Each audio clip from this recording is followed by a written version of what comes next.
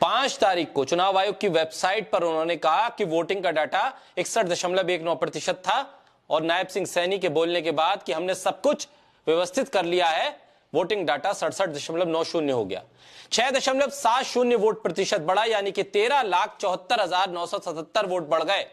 इतने वोट कैसे बढ़े, इसका चुनाव आयोग कोई जवाब नहीं दे रहा है। डॉक्टर प्यारेलाल गर्ग का दावा है कि 90 में से 86 निर्वाचन क्षेत्रों में चुनाव आयोग के मतदान प्रतिशत डाटा, मतगणना प्रतिशत डाटा से मेल नहीं खाते। एक गंभीर चिंता का विषय है। भारत की लोकतांत्रिक प्रक्रिया की अखंडता को बनाए रखने के लिए चुनाव आयोग को इस गलती को, इस कमी को पारदर्शी तरीके से पूरी तरह से एड्रेस करना चाहिए, बताना चाहिए वजह क्या है।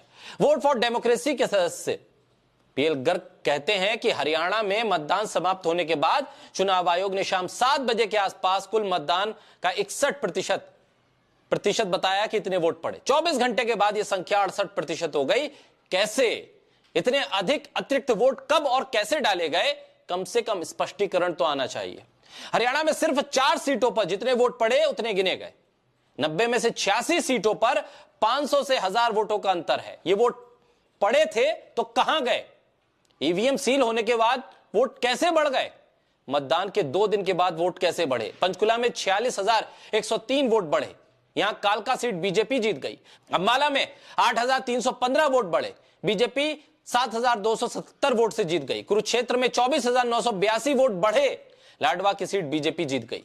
इसी तरह से इलेक्शन कमीशन ने 23 सीटों पर मतदान प्रतिशत में हेरफेर करके बीजेपी को सीटें दे दी, ऐसे आरोप विपक्ष लगा रहा है। लोकसभा चुनाव के पहले चरण की वोटिंग 19 अप्रैल को हुई। शाम 7 बजे आयोग ने कहा कि 60% से अधिक वोट पड़े।